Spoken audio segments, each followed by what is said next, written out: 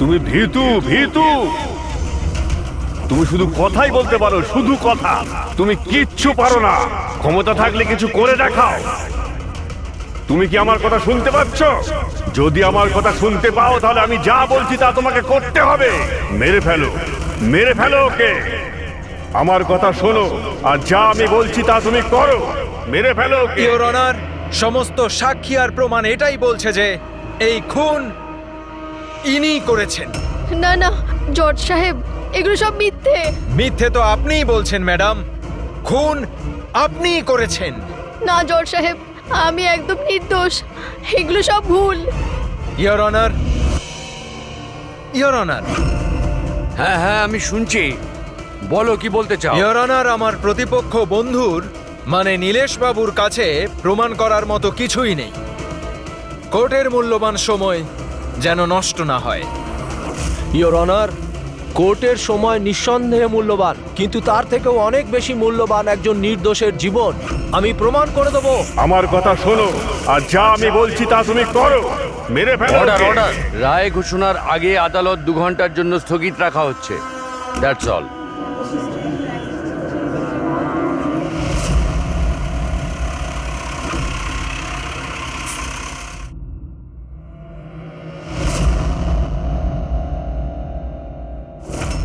শোনো, তোমাকে ওকে মেরে ফেলতে হবে। তুমি এটা করতে পারো। ওর বেঁচে থাকার কোনো অধিকার নেই। ওকে মরতেই হবে। ওকে মেরে ফেলো, ওকে মেরে ফেলো তুমি।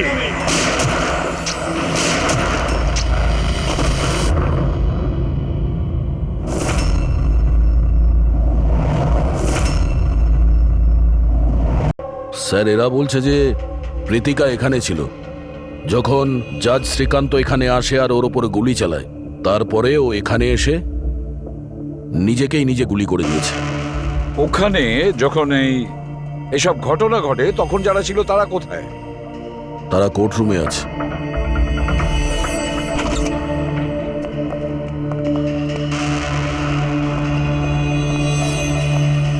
আচ্ছা, একটু ডিটেলসে বলবেন এখানে কি হয়েছিল? স্যার, এই কেসটার শুনানি চলছিল। জজ সাহেবের শরীরটা হঠাৎ খারাপ হয়েছিল। উনি 2 ঘন্টার বিশ্রাম নিয়েছিলেন। আর হঠাৎই নিজের চেম্বারে এসে নিজেকে আর অভিযুক্তকে গুলি করে মারেন। কিন্তু ওনার কাছে তো বন্দুক থাকতো না। ওনার কাছে বন্দুক কোথা থেকে এলো? সে তো আমরাও বলতে পারছি না যে গান এলো কোথা থেকে, তবে ওনার কাছে একটা গান ছিল। তার মানে বন্দুকের ব্যবস্থা আগে থেকেই করে রেখেছিল। মনে হচ্ছে জজ সাহেব পুরো প্ল্যান করেছিলেন প্রীতিকাকে খুন করার জন্য। মনে তো তাই হচ্ছে। আচ্ছা, জজ সাহেবের এই কেসের সঙ্গে কোনো পার্সোনাল ইনভলভমেন্ট ছিল? না না স্যার, সেরকম কিছু নয়। প্রীতিকার সাথে কোনো ব্যক্তিগত শত্রুতা? জজ সাহেব তো খুবই বুঝদার মানুষ ছিলেন।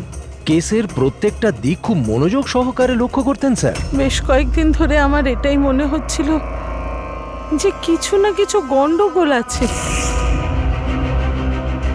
ম্যাম, তাহলে কি জজ সাহেবের শরীর ভালো ছিল না? সেটা তো আমি জানি না, কিন্তু কিন্তু হ্যাঁ, উনি উনি অদ্ভুত অদ্ভুত আওয়াজ শুনতে পাচ্ছিলেন।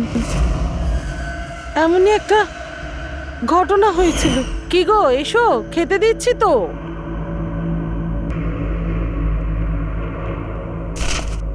এই প্রতিবেশীদের কথার আর শেষই নেই।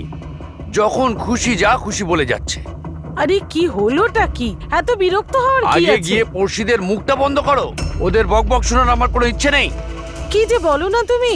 প্রতিবেশীরা তো গত 1 মাস ধরে লন্ডনে আছেন। আরে ওনাদের গলায় এখানে কি করে আসবে? কি উল্টো পাল্টা বলছো? কি গো কৌশল, জানি না যে ওর কি হয়েছে, এমন অদ্ভুত ব্যবহার করছে।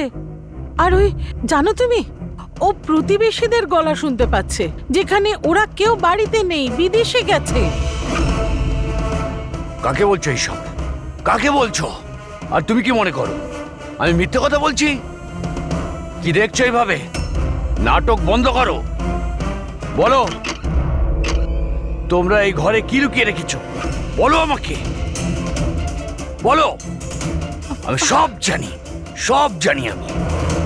তুমি আমাকে পাগল করার চেষ্টা করছো না? হ্যাঁ, কি যে বলো না তুমি, কি হয়েছে তোমার? হ্যাঁ, নিজের অবস্থা দেখো, কি দশা হয়েছে তোমার। আর এখানে কেউ নেই, কার গলা শুনতে পাচ্ছ তুমি? নন্দিনী, আমি ওদের কথা শুনতে পাচ্ছি। এখানেই আছে, এখানেই আছে, কিন্তু আমি কারো কথা শুনবো না, কারোর কথা শুনবো না। আচ্ছা, ওনার কোনো মানসিক রোগ ছিল না তো? না না স্যার, 15ই এপ্রিল অব্দি তো উনি ভালোই ছিলেন, কিন্তু হ্যাঁ, রেড ক্যান্ডি হসপিটালে যে গেলেন তারপর থেকেই এই সমস্ত ঘটছে। Red candy hospital? হ্যাঁ, স্যার, এই হসপিটালে গিয়ে দেখি কি হয়েছিল ওখানে যে হঠাৎ এই জজ সাহেব এরকম ব্যবহার করতে শুরু করলেন। স্যার, এই কেসটায় তাহলে আর বাকি কি রইল? যেই লোকটা খুন করেছিল সেই নিজেকে মেরে ফেললো। সেটাই তো খোঁজ নিতে হবে ফেডরিক, সেটাই তো খোঁজ নিতে হবে যে একজন জজ সাহেব তার সামনের অভিযুক্তকে কেন গুলি করলেন আর খুনি বা কেন করলেন, আর তাছাড়াও তারপরে নিজেকে উনি গুলি করলেন কেন? স্যার, হসপিটাল অথরিটি বলল যে জজ সাহেব এখানে সাইকিয়াট্রিক ট্রিটমেন্টের জন্য নয়, বরঞ্চ ডেন্টিস্টের সঙ্গে কথা বলতে এসেছিলেন। ডেন্টিস্টটা কে? Sir, doctor Raman. Hello sir, বলুন আপনাদের কি হেল্প করতে পারি? এখন তো আপনি ডক্টর রমনকে ডাকুন, আর সঙ্গে ওর অ্যাসিস্ট্যান্ট। ডক্টর রমন 15ই এপ্রিল জজ সাহেব শ্রীকান্ত আপনার সঙ্গে দেখা করতে এসেছিল। আগে হ্যাঁ স্যার, কিন্তু ওনার মৃত্যুর সাথে আমার কি সম্পর্ক? আমাকে কেন জিজ্ঞেস করছেন? আমরা এটা জানতে চাইছি যে যখন আপনি ওনাকে দেখেছিলেন তখন ওনার কি মাথার কোনো সমস্যা ছিল? না স্যার, আমি তো সেরকম কিছু দেখিনি। স্যার, ওনার মানসিক কোনো রকম রোগ ছিল না। উনি 9 বছর ধরে ডক্টর রমনের পেশেন্ট। 9 বছর ধরে? তার মানে আপনারা ওনার সম্বন্ধে অনেক কিছুই জানেন। অনেক কিছু নয় স্যার, সব কিছু। আচ্ছা, আর কি জানেন একটু বলতে পারবেন? আপাতত এইটুকুই বলতে পারি যে উনি খুব শর্ট টেম্পার্ড ছিলেন, খুব তাড়াতাড়ি উনি রেগে যেতেন, বাট মানসিক অসুস্থ নয়। যদি ওনার কোনো মানসিক রোগই না থাকে তাহলে উনি আওয়াজগুলো কেন শুনতে পেতেন? কি হয়েছিল কি ওনার? কিন্তু স্যার, আপনি এর মধ্যে মেডিকেল এক্সপ্লেনেশন কেন খুঁজছেন? আমরা এতটা মেডিকেল এক্সপ্লেনেশন কেন খুঁজছি? দয়া, কোনো লোক হঠাৎ করে কারোর ওপরে এভাবে কেন গুলি চালাবে? সে কি নর্মাল মানুষ? না, কিছু না কিছু গোলমাল আছে, কিছু তো একটা আছে, কিন্তু কি?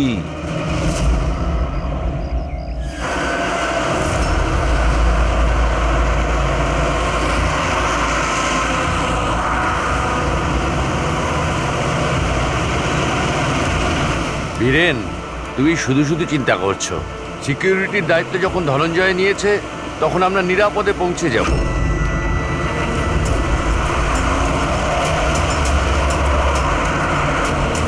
সে কথা তো ঠিক, কিন্তু আপনি তো হুমকি পাচ্ছেন।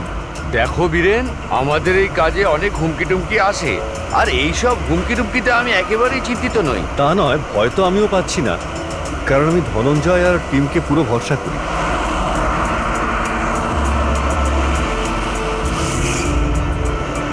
স্যার, আমরা হলের 500 মিটার পর্যন্ত কাউকে যেতে দিচ্ছি না, আর সব জায়গায় সিসিটিভি লাগানো রয়েছে। এটা খুব সহজ ধনঞ্জয়, ভীতু হয়েও না। আমি জানি এই কাজ তুমি সম্পূর্ণ করবে, তাও একেবারে নিজের হাতে।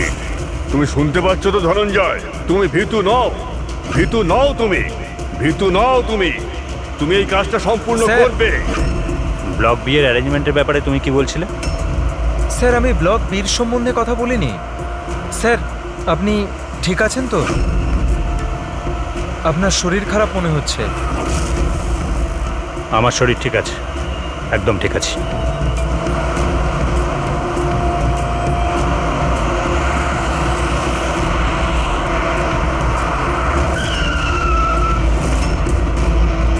ধনঞ্জয়, তোমার ওকে মারতেই হবে। মেরে ফেলো ওকে, ওকে মেরে ফেলো, ওকে মেরে ফেলো ধনঞ্জয়, মেরে ফেলো। গাড়ি থামাও।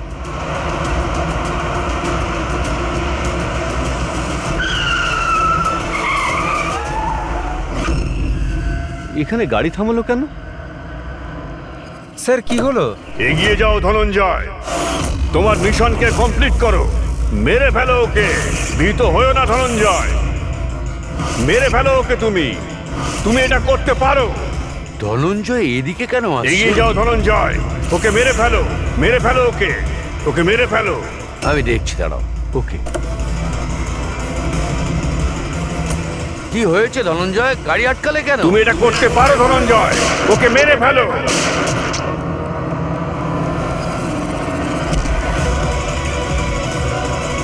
ও মাই গড! সঞ্জিত বাবু, আপনার কি হলো? ধনঞ্জয়, এসব কি করলে তুমি?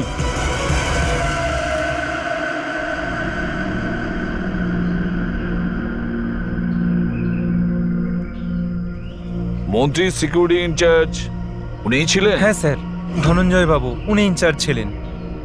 অদ্ভুত স্যার, যাকে বডিগার্ড রেখেছিল সেই মেরে দিল। মন্ত্রী মশাইকে মারার কোনো বিশেষ কারণ? স্যার এটা তো ধনঞ্জয় স্যারই বলতে পারবেন। আচ্ছা, একটা কথা বলো, গুলিটা ভেতর থেকে মেরেছে না বাইরে থেকে? স্যার গাড়ির বাইরে থেকে মেরেছে।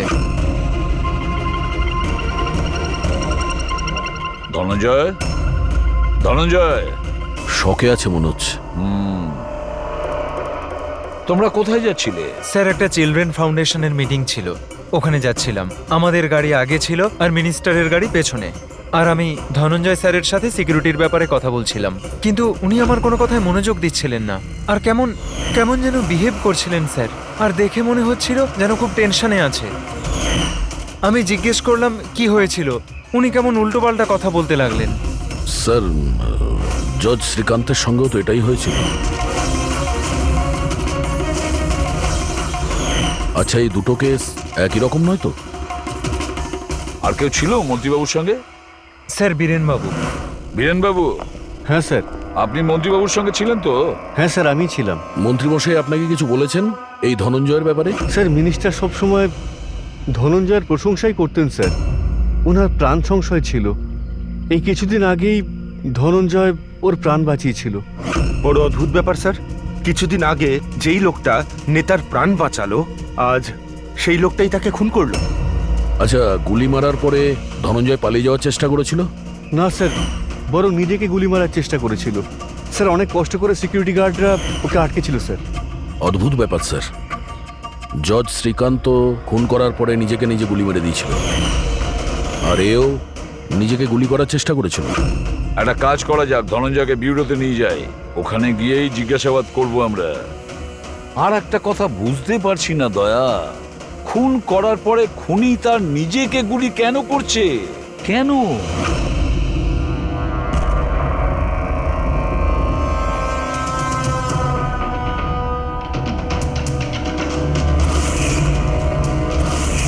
বস, ডক্টর রেনু, ইনি ক্রিমিনাল সাইকোলজির ওপর রিসার্চ করছেন। হ্যাঁ, এই দুজনের কেস এনাকে বলা হয়েছে? Yes boss.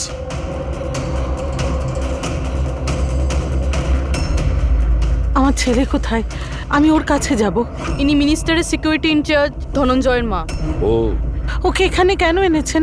দেখুন, আপনার ছেলে মন্ত্রীবাবুকে খুন করেছে।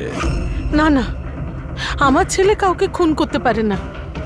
ও তো নিজেই অসুস্থ, ওর মানসিক পরিস্থিতি ঠিক নেই। কি কি অসুখ হয়েছে আপনার ছেলের? গত কিছুদিন ধরে ও কিছু কিছু আওয়াজ শুনতে পেত।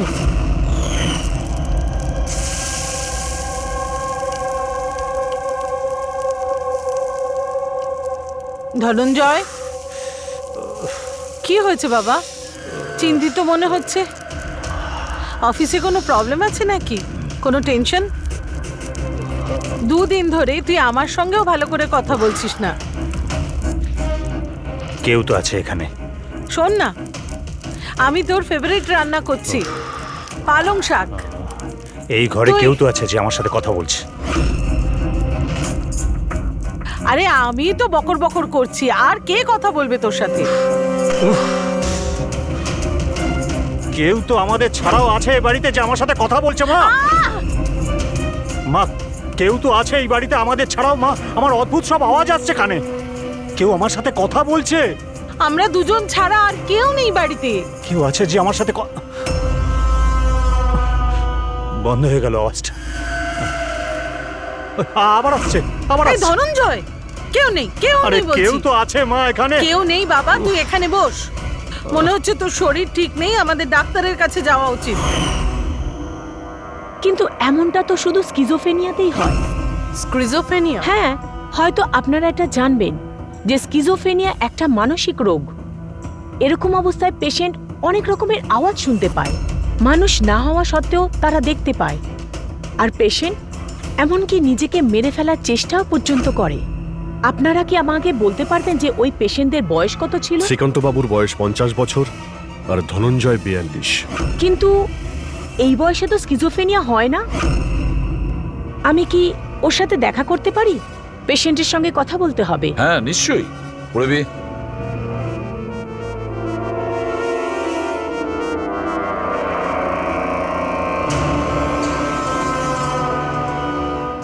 ধনঞ্জয়, তুমি সঞ্জিতকে কেন মেরেছো?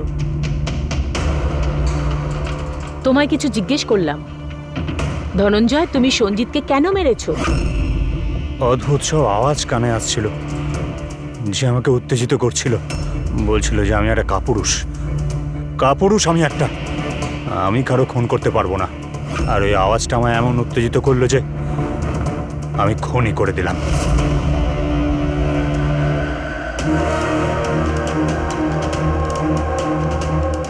আর তোমার গাল এটা ফুলে আছে কেন? আমার দাঁতে ইনফেকশন হয়েছে। জজ শ্রীকান্ত, ওরও তো দাঁতে ইনফেকশন ছিল স্যার। হ্যাঁ, আমার ছেলেরও দাঁতের চিকিৎসার পর থেকেই ওর শরীর খারাপ হচ্ছিল। কি? দাঁতের চিকিৎসা করানোর পরে আপনার ছেলের শরীর খারাপ হয়? এই কোন ডেন্টিস্টের কাছে ট্রিটমেন্ট করিয়েছেন? Doctor Raman, red candy hospital.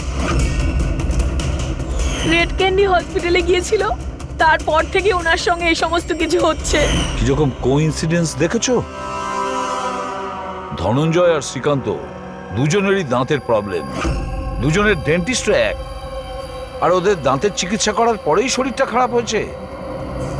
এটা কিরকম কোইন্সিডেন্স? গন্ডগোল আছে, অনেক গন্ডগোল আছে।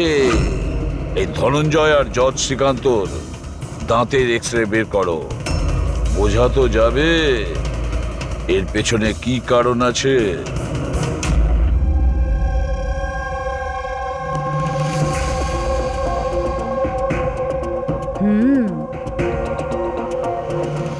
এটা কি হতে পারে স্যার? এটা দেখুন। কি হয়েছে? এই মার্কস।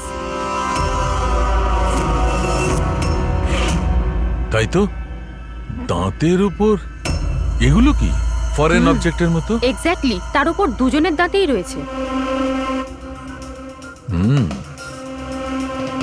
দুটো লোকের দাঁতের উপর কিছু একটা ফরেন বডির মতো কিছু একটা, কি হতে পারে? সারিকা, হ্যাঁ এক কাজ করো, এসিপি সাহেবকে ফোন করো, ওনাকে বলে দাও কেসের সূত্র পাওয়া গেছে।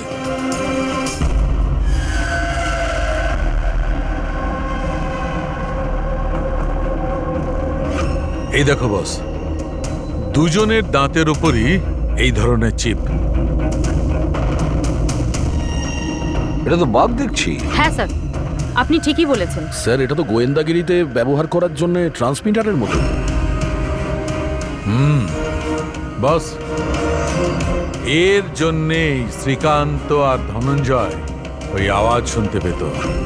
তাহলে এই চিপটা ট্রিগারের কাজ করছিল, এর মাধ্যমে ওই উস্কানির শব্দ ওর কানে পৌঁছচ্ছিল, আর সেই জন্যই ওরা খুন করতে বাধ্য হচ্ছিল। আমার তো মনে হয় এই কাজটা ডক্টর রমনেরই। উনিই দাঁতের চিকিৎসা করেছেন। জিজ্ঞাসাবাদ করতে হবে ডক্টর রমনকে, আর একজন এক্সপার্টকেও ডাকো। আর ট্রান্সমিটারের ব্যাপারে পুরো ব্যাপারটা আমাদের জানতে হবে। ডক্টর রমন, দাঁতের মধ্যে ট্রান্সমিটার লাগাতেও আপনি শুরু করে দিয়েছেন? ট্রান্সমিটার? হ্যাঁ। কোন ট্রান্সমিটারের কথা বলছেন আপনারা? সেই ট্রান্সমিটারের কথা বলছি যেটা জজ শ্রীকান্ত তার সিকিউরিটি অফিসার ধনঞ্জয়ের দাঁতে পাওয়া গিয়েছে। দেখুন, আমার কথা বিশ্বাস করুন, আমি কোনো ট্রান্সমিটার লাগাইনি। এসব কি বলছেন কি আপনারা?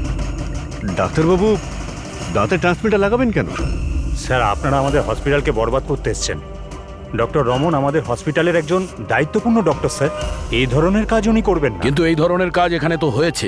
আমরা শ্রীকান্ত আর ধনঞ্জয়ের দাঁতের ভেতর থেকে এই ট্রান্সমিটার পেয়েছি। আর এই ট্রান্সমিটারের কারণে ওনারা দুজন স্কিজোফেনি হয়ে যায়। স্যার ওনারা দুজন আমার খুব পুরনো পেশেন্ট। শ্রীকান্ত 9 বছর আর ধনঞ্জয় 2। স্যার আমি আমার পেশেন্টের সাথে এরকম করব কেন? এটা তো আপনি বলবেন। কেন ট্রান্সমিটার লাগালেন? আমার কথা বিশ্বাস করুন, আমি কোনো ট্রান্সমিটার লাগাইনি। কারণ ওনার কাছে ট্রান্সমিটার লাগানোর আর তাকে মোলার ইমপ্ল্যান্ট করানোর ট্রেনিংই নেই। উনি শুধুই একজন ডক্টর, ভালো দাঁতের ডক্টর। আর স্যার আমরা এখানে দাঁত লাগিয়ে থাকি, বানাই না। দাঁত তো অর্ডার দিলে বাইরে থেকে আসে। কোথা থেকে অর্ডার করেন আপনারা দাঁত? ডেনজা biocare. ডেনজা biocare. Hendrick, Pankaj, doctor রমনের চেম্বারটা ভালো করে চেক করো, প্রতিটা কোণা ভালো করে দেখো। আর কতজনের দাঁত ইমপ্ল্যান্ট করেছেন? আগে প্রায় 20 জনের। আচ্ছা, তাহলে ওই 20 জনের নাম আর ঠিকানা আমাদের চাই। দয়া স্যার, হতে পারে ওই 20 জনের জীবনও বিপন্ন।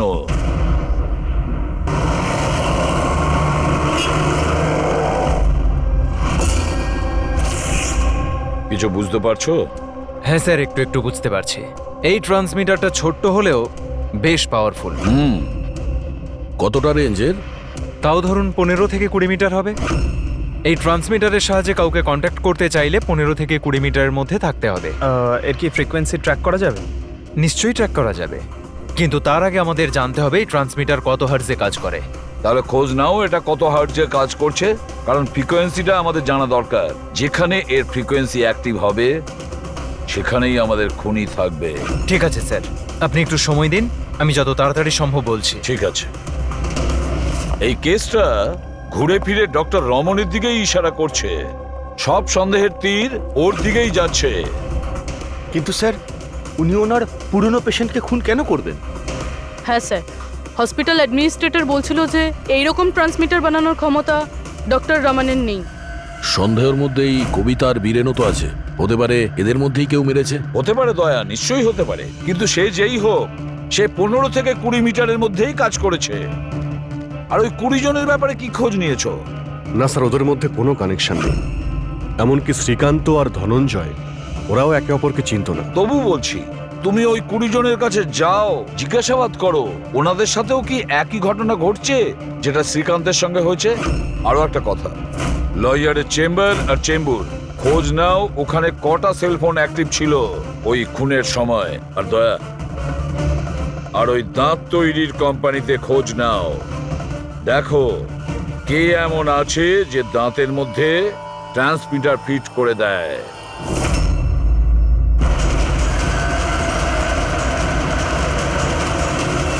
বিনয় তো আপনারই নাম? হ্যাঁ, আমার নামই বিনয়। সরি, চিনতে পারলাম না। আমরা সিআইডি অফিসার। কেন স্যার, আমি কি কোনো ভুল করেছি? না না, আপনি কোনো ভুল করেননি। অ্যাকচুয়ালি আমরা একটা কেসের ব্যাপারে জিজ্ঞাসাবাদ করতে এসেছি। আপনার দাঁতের মধ্যে কোনো প্রবলেম ছিল না? হ্যাঁ। আচ্ছা, চিকিৎসা কোথায় করেছিলেন আপনি? Red candy hospital. আচ্ছা, ট্রিটমেন্ট করানোর পরে আপনার কোনো সমস্যা হয়েছে? আই মিন, কোনো অদ্ভুত ধরনের শব্দ শুনতে পাচ্ছেন, বা মানে কেউ কোনো অর্ডার দিচ্ছে কিছু করার জন্য? না, সেরকম কিছু নয়, তবে 2-1 ব্যথা হয়েছিল।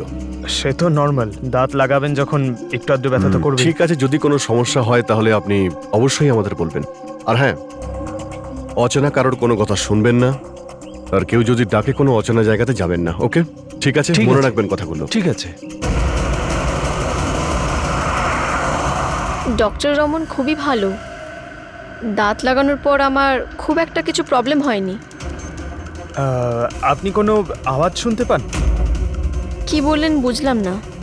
না, যাদেরকে ডক্টর রমন দাঁত লাগিয়েছে তাদের মধ্যে কয়েকজন অদ্ভুত ধরনের আওয়াজ শুনতে পাচ্ছে। না, আমার সাথে তো এরকম কিছুই হয়নি। আচ্ছা, যদি আপনার সঙ্গে এমন কিছু হয় আপনি কিন্তু আমাদের ইনফর্ম করবেন। ইয়া, শিওর। আপনারা এখানে দাঁত বানান না মিনিয়েচার ট্রান্সমিটার? মানে কি স্যার? মানে এটাই যে এখানে দাঁতের মধ্যে ট্রান্সমিটার ফিট করা হয়, খুন করার ষড়যন্ত্র করা হয় এখানে। হ্যাঁ না স্যার, আপনাদের কোথাও ভুল হচ্ছে স্যার।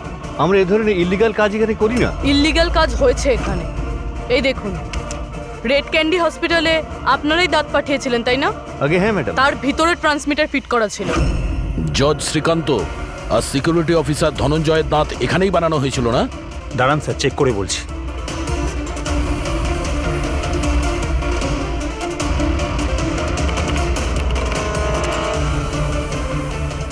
হ্যাঁ স্যার, দাঁত তো এখানেই বানানো হয়েছে, কিন্তু যদি আমাদের এমপ্লয়ি রূপালী থাকতো যে এই দাঁত বানিয়েছে, তাহলে সত্যিটা জানা যেত।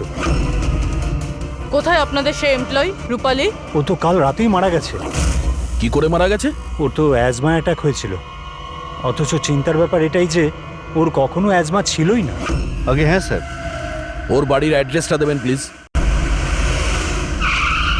আপনি দাঁত কবে লাগিয়েছেন? স্যার 2 মাস হয়ে গেছে। কোনো সমস্যা হয়েছে আপনার? না, কোনো প্রবলেম নেই, ওই দাঁত লাগিয়েছিলাম, ঠিক আছে। না মানে অদ্ভুত ধরনের কোনো আওয়াজ শুনতে পাচ্ছেন কি আপনি? না স্যার, কিন্তু কি হয়েছে? দেখুন, রেড ক্যান্ডি হসপিটালে যারাই ট্রিটমেন্ট করিয়েছেন তাদের কোনো না কোনো সমস্যা হচ্ছে, আর তাদের মধ্যে 2 জন তো মারাও গেছেন। স্যার স্যার আমি মরতে চাই না। না না, আপনি ভয় পাবেন না, সেরকম কিছু নয়। আপনার যদি কখনো কোনো এরকম সমস্যা হয় যে আপনি অদ্ভুত ধরনের শব্দ শুনতে পাচ্ছেন বা এমন কোনো কাউকে দেখতে পাচ্ছেন যে নেই, মানে কেউ যদি আপনাকে বলে কার সঙ্গে কথা বলছেন, যদি এরকম কিছু হয় তাহলে অবশ্যই আমাদের ফোন করবেন। পঙ্কজার কতজন বাকি রয়েছে? স্যার, চেক করার জন্য আরো 5 জন বাকি আছে। ওই 5 জনকে খুব তাড়াতাড়ি চেক করতে হবে। কে বলতে পারে যে ওই খুনির পরবর্তী টার্গেট এদের মধ্যে কেউ হতে পারে? হ্যাঁ স্যার।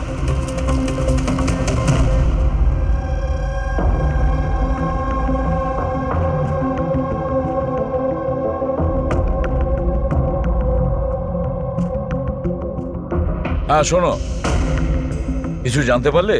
স্যার, আমি প্রায় জেনে ফেলেছি, আর একটু সময় দিন। স্যার, হ্যাঁ প্যাড্রিক। জজ সাহেব আর সঞ্জিতের সম্পর্ক আছে স্যার। আচ্ছা, কিরকম সম্পর্ক? স্যার, এই কেস ফাইলটা দেখুন। 2009 সালে একজন ডাক্তার রিসার্চ করছিলেন, কিন্তু ওনার গ্রান্ট এই নেতা ক্যান্সেল করে দিয়েছিলেন। আর ডক্টরের প্র্যাকটিস করার লাইসেন্স ক্যান্সেল করেছেন মিনিস্টার সঞ্জিত, আর ওর শাস্তি ঘোষণা করেছে শ্রীকান্ত বাবু, আর নাম হলো ডক্টর ললিত। স্যার, এই ডক্টর ললিত আসলে কে? খোঁজ নিতে হবে ডক্টর ললিত কে আর কি ব্যাপারে তিনি রিসার্চ করছেন। তো আপনার মেয়ে টুথ ইমপ্ল্যান্ট করিয়েছে? হ্যাঁ, এই তো 2 দিন আগেই ইমপ্ল্যান্ট করিয়েছে রেড ক্যান্ডি হসপিটাল থেকে। স্যার, যেদিন থেকে টুথ ইমপ্ল্যান্ট করিয়েছে অদ্ভুত অদ্ভুত কথা বলে আর খুব ভয় পেয়ে থাকে। মা, মা, কি হলো, কিছু চাই? বাড়িতে কেউ এসেছে? কেউ আসেনি তো। না মা, কেউ তো এসেছে। আমি আছি, তুই আছিস, আর বাবা তো হংকং এ গেছে। আর কেউ এলে তো বেল বাজাবে, বেলও তো বাজেনি। জানি না মা, কি হচ্ছে। ঘুম থেকে ওঠার পর থেকেই মনে হচ্ছে যেন বাড়িতে কেউ আছে, আর আমার ব্যাপারে নানা রকমের কথা বলছে। বুঝতেই পারছি না। তোর শরীর ঠিক আছে তো? কোনো স্বপ্ন দেখেছিস নাকি? না মা, কোনো স্বপ্ন দেখিনি। মনে হচ্ছে না আমার কানে বাজছে সবকিছু। মা, প্লিজ একটা কাজ করো, আমার জন্য 1 কাপ চা দাও আমার ঘরে। আমার মাথা পুরো ঘুরছে। তো এখন জিয়া কোথায়? ওকে ব্যান্ড্রার একজন সাইকোলজিস্টের কাছে পাঠিয়েছি। দেখুন, আপনি এক্ষুনি ওই সাইকিয়াট্রিস্টের অ্যাড্রেসটা দিন। ওর সঙ্গে দেখা করাটা খুবই জরুরি। নাম্বারটা নিয়ে নাও। জিয়া, আজ তোমাকে ওই কাজটা কমপ্লিট করতেই হবে। তোমাকে যেভাবেই হোক ওকে মারতেই হবে। ওকে বাঁচিয়ে রাখলে চলবে না। যত তাড়াতাড়ি হোক মেরে ফেলো ওকে। ওকে মেরে ফেলতেই হবে।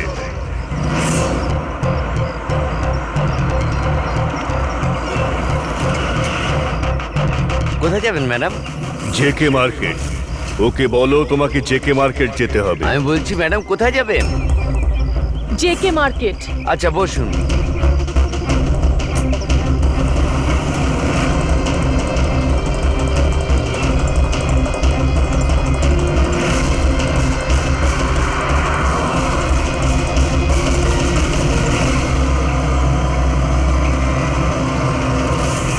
জিয়া, তুমি ভীতু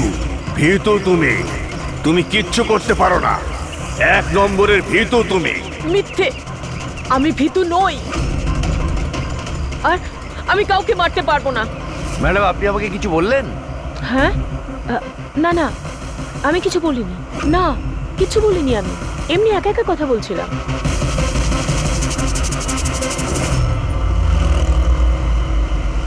জিয়া, তোমায় ওকে মারতেই হবে। তুমি ওকে বাঁচিয়ে রাখতে পারো না, তোমায় ওকে মারতেই হবে জিয়া। মেরে ফেলো ওকে।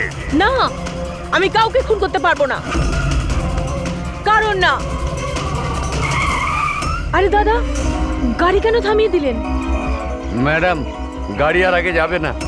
কেন যাবে না? আমি তো বললাম ম্যাডাম, গাড়ি আর আগে যাবে না। যাবেন না যখন তো আগে বলতে পারতেন। ম্যাডাম, আপনি নামবেন না আমি গাড়ি থেকে নামবো?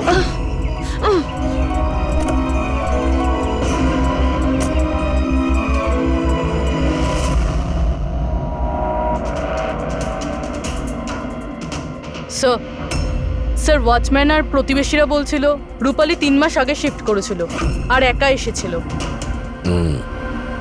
একটু চেক করি ভালোভাবে।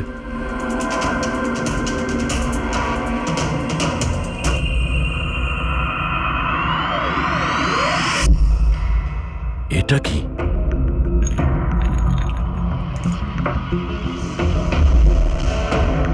এতগুলো ইয়ার ট্রান্সমিটার?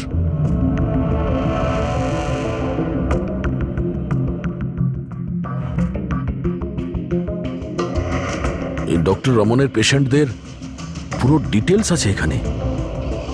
এই দেখো স্যার, এই জিয়া তো সেই যার ব্যাপারে অভিজিৎ স্যার আমাদের বলেছিল। স্যার, এই রূপালী এ কারোর হাতের পুতুল ছিল না তো? হতে পারে, হতে পারে খুনি জেনে গেছে যে আমরা রূপালী পর্যন্ত পৌঁছে যাব, তাই মেরে দিয়েছে ওকে।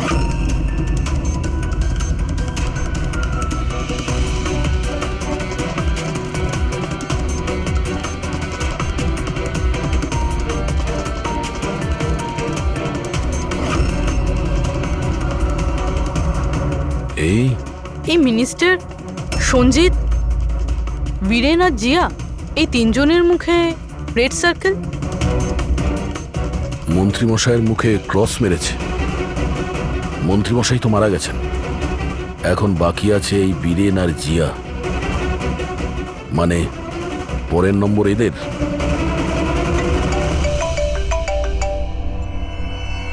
হ্যাঁ অভিজিৎ। দয়াই জিয়া সাইকিয়াট্রিস্টের সঙ্গে দেখা করতে গিয়েছিল, কিন্তু ওখানেও পৌঁছয়নি। আচ্ছা, আমরা এখানে রূপালীর বাড়িতে একটা ফটো পেয়েছি যার মধ্যে মন্ত্রীমশাই, সঞ্জিত, বীরেন আর জিয়া আছে। এই মন্ত্রীমশাইয়ের মুখের ওপর তো ক্রস মারা আছে, কিন্তু এই দুজনের মুখের ওপর লাল পেন দিয়ে সার্কেল করা আছে। আচ্ছা, এরকম নয় তো যে এই জিয়া বীরেনকে মারতে গেছে? তুমি এক কাজ করো, বীরেনকে অ্যালার্ট করো, খোঁজ নাও যে ও কোথায়। ততক্ষণ আমি জিয়ার লোকেশন ট্র্যাক করছি আর তারপর দেখা করছি। ওকে? ইয়া। পুরবি, একটু বীরেনকে ফোন করো তো।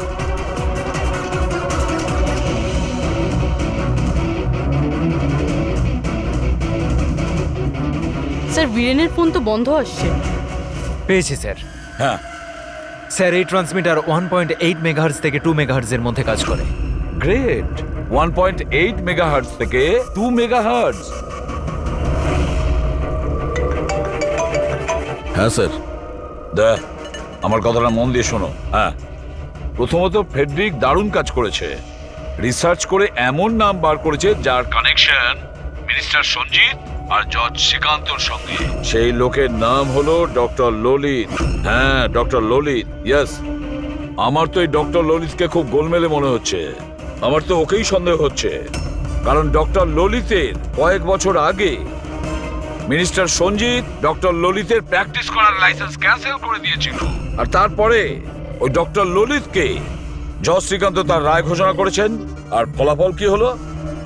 প্রথমে খুন হলো জজ শ্রীকান্ত, আর তারপরে মিনিস্টার সঞ্জিত মারা গেলেন। এই খুন কে করতে পারে? ডক্টর ললিতই করতে পারে। ওরই কানেকশন ছিল এই দুজনের সঙ্গে। ব্যাস, এবার ডক্টর ললিত যে ফ্রিকোয়েন্সি থেকে অপারেট করতো সেটা জানা গেছে। হ্যাঁ, টেকনো এক্সপার্ট আমাদের বলে দিয়েছে 1.8 মেগাহার্টজ থেকে 2 মেগাহার্টজ। ব্যাস, ওই ফ্রিকোয়েন্সি থেকে আমরা ট্যাপ করব ডক্টর ললিতকে। জানা যাবে যে ডক্টর ললিত কার কার সাথে কথা বলে এবং কি কথা বলে। আর দয়া, রেডিও ফ্রিকোয়েন্সি 1.8 মেগাহার্টজ থেকে 2 মেগাহার্টজ আমাদের সমস্ত পুলিশ স্টেশন এবং রেডিও ভ্যানকে জানিয়ে দাও। এবার দেখব আমরা কতদূর পালাতে পারে এই ডক্টর ললিত।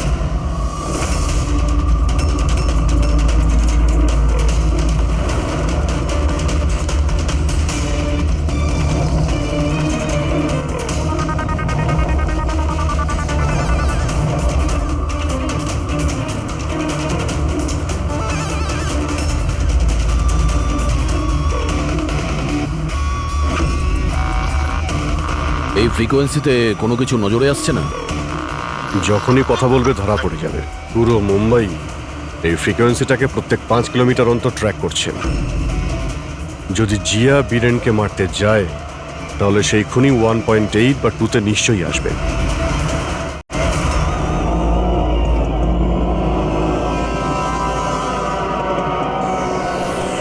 এগিয়ে যাও জিয়া, তোমার কাজটা সম্পূর্ণ করো। এটা কে হতে পারে যে সঞ্জিতের খুনের ব্যাপারে আমাকে এখানে ডেকে পাঠিয়েছে? জিয়া, ওকে মারতে হবে তোমায়। ওর বেঁচে থাকার কোনো অধিকার নেই।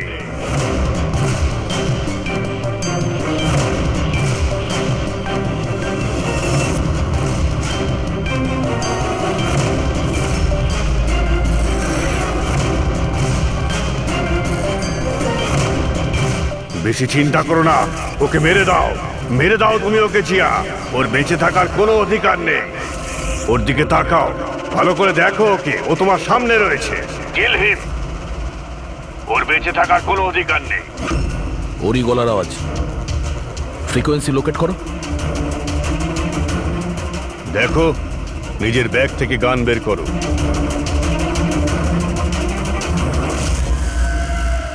জিয়া, তুমি ভীতু নও। Shoot him, shoot him. Location কি বলছে? স্যার, জেডি মার্কেট মারোল দেখাচ্ছে।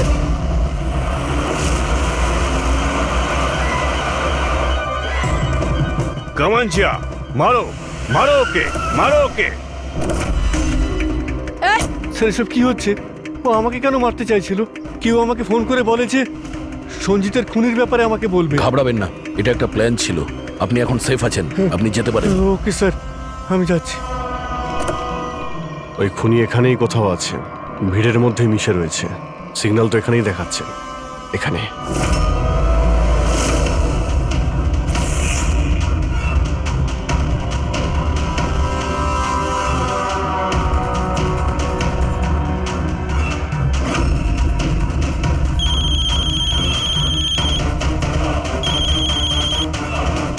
হ্যালো, অভিজিৎ বলছি। মাঝে মধ্যে আমাদের সঙ্গে দেখা করো। আর এদিক ওদিকে কি দেখছিস? আমি তোর পিছনেই আছি, মিস্টার ললিত।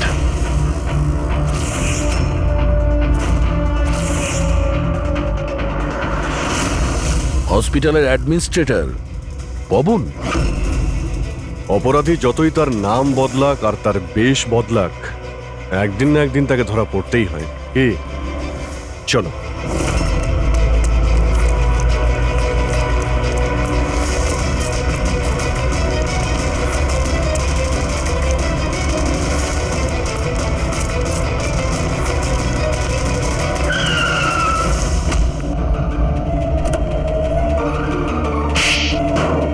জজ শ্রীকান্ত আর মিনিস্টার সঞ্জিত, তুই এদের খুন কেন করলি?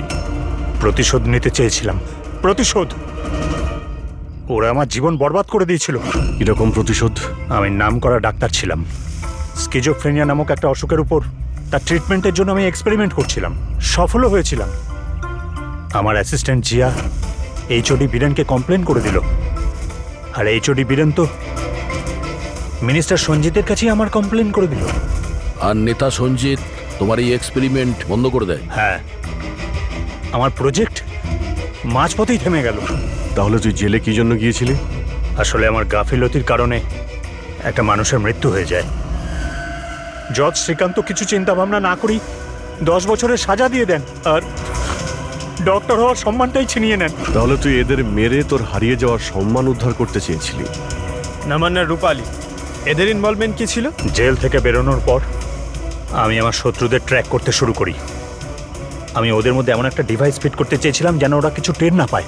ডক্টর রমন আর রূপালী আমাকে সাহায্য করছিলেন। ওরা কিভাবে সাহায্য করেছিল? জজ শ্রীকান্ত আর জিয়ার দাঁতের সমস্যা হয়েছিল। ওরা ওদের চেক আপের জন্য ডক্টর রমনের ক্লিনিকে আসা যাওয়া করত। নেতা সঞ্জিতের দাঁতে কোনো সমস্যা ছিল না, কিন্তু তার বডিগার্ড ধনঞ্জয়ের দাঁতে প্রবলেম ছিল। আমি ওকে ফ্রি ডেন্টাল চেক আপের লোভ দেখালাম আর ডক্টর রমনের ক্লিনিকে পাঠিয়ে দিলাম। ডক্টর রমন ওকে নতুন দাঁত লাগানোর পরামর্শ দিলেন। আর আমার কথাতেই রূপালী ওর দাঁতের মধ্যে ডিভাইস ফিট করে দিল। আর রূপালী এসব করতে রাজি হলো? হ্যাঁ, কারণ আমি রূপালীকে ভালোবাসতাম। আমরা দুজন মিলেই ডেন্টাল ক্লিনিক খুলেছিলাম। রূপালী সেই কাজে আমায় সাহায্য করতো। তাহলে ওকে তুই কেন খুন করতে গেলি? কারণ জজ শ্রীকান্ত আর মিনিস্টারের মৃত্যুর পর ওর কাছে পৌঁছে যেতেন আমি ধরা পড়ে যেতাম, তাই ওর মুখ বন্ধ করতে ওকে মারতে হলো। শুধুমাত্র বদলা নেওয়ার জন্য তুমি অনেক কিছু করেছো, কত সুন্দরভাবে খুন করেছো। এর ফল কি হয়েছে? শেষ পর্যন্ত ধরাই পড়লে না? আমার উদ্দেশ্য কাউকে মারা ছিল না স্যার, আমি জিনিয়াস সেটা প্রমাণ করতে চেয়েছিলাম। রক্ত মাংসে গড়া মানুষগুলোকে অস্ত্র বানিয়েছিলাম। তোর যদি এই ব্রেনটাই তুই কোনো ভালো কাজে লাগাতিস তাহলে অপরাধী নয়, আর সারা জীবন জেলের মধ্যে পচে মরতেও হতো না তোকে।